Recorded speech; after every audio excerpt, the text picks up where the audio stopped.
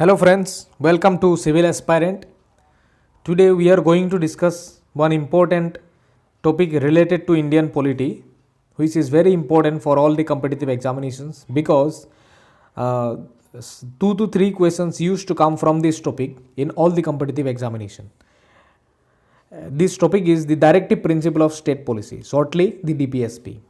So, DPSPs are some instructions which are given to the states to perform their work properly.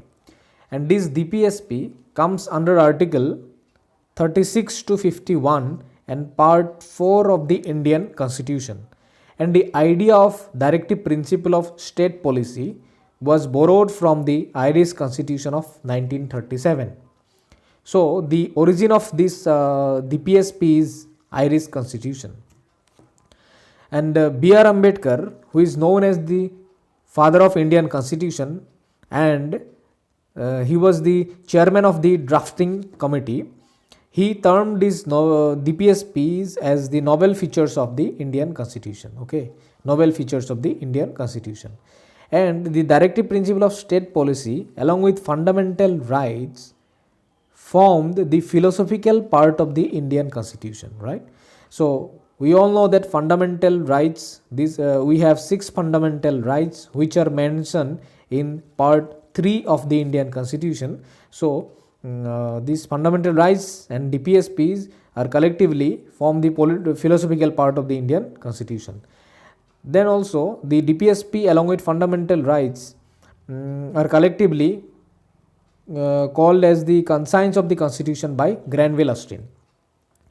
Then DPSPs are some instrument of instructions to the legislature and executive, and this was termed by Ambedkar, B.R. Ambedkar. So these are some instrument of instructions which are given to the legislature and executive to perform their work properly.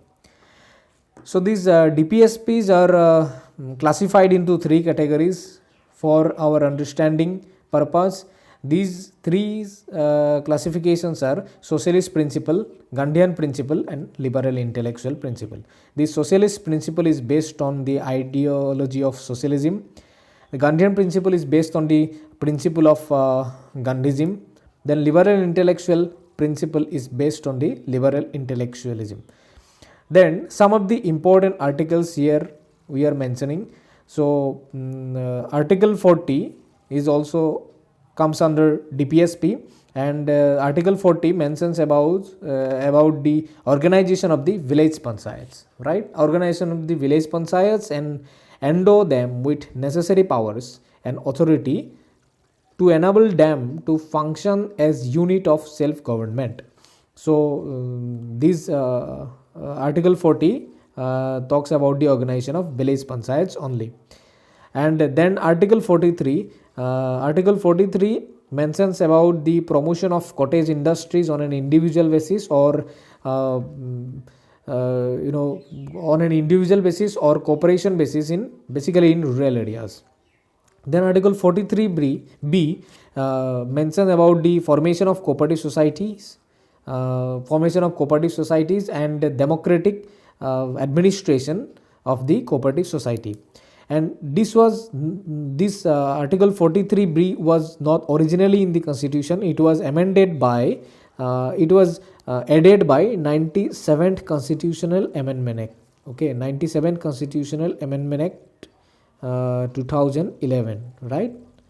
2011, 97th Constitutional Amendment Act 2011. So in this Amendment Act, this Article 43b was added.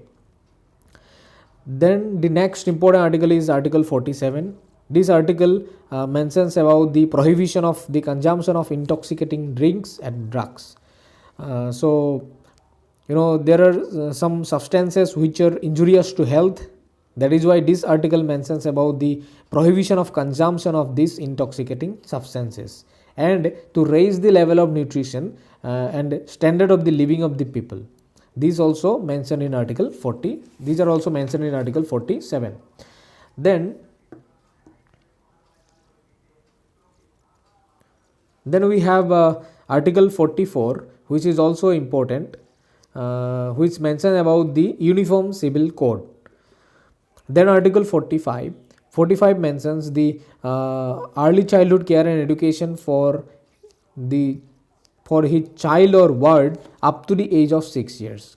This Article 45 talks about the early childhood care and education, of each and every children or ward until and unless they attain the age of 6 years. So this comes under Article 45. Then we have Article 50. Article 50 talks about the separation of judiciary from the executive. This article is important because the separation of power of the judiciary and executive is necessary in a democratic country. That is why this article plays a very important role. Then Article 51 talks about the promotion of international peace and security. So here we have some cases which are related to the directive principle of state policies. The first one is the Sampakam Daradajan case 1951. This Sampakam Daradajan case 1951 talks about the preference of fundamental rights in case of conflict between fundamental rights and DPSP. So according to this case, the fundamental rights would prevail in case of the conflict between fundamental rights and DPSP. So fundamental rights should prevail in case of conflict between the fundamental rights and DPSP. Then 42nd Constitution Amendment 1976, during the time of internal emergency which was declared by Indira Gandhi. So at that time the DPSP was given more preference than the fundamental rights, okay, during the time of emergency. That means in 42nd Constitution Amendment 1976. Then in Golaknath case 1967, the Supreme Court held that fundamental rights cannot be amended for the implementation of DPSP. In Golaknath case, it was said, Supreme Court held that the fundamental rights cannot be amended for the implementation of DPSP. Okay.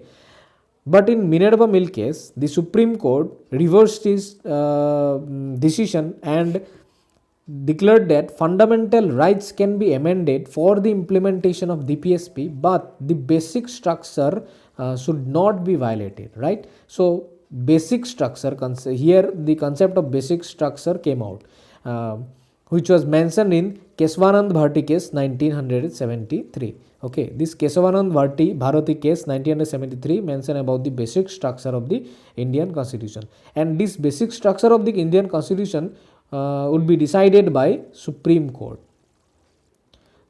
So in this Minerva Mill case, it is also Supreme Court also held that Indian Constitution is founded on the bedrock of the balance between the fundamental rights and DPSP. Okay, DPSP.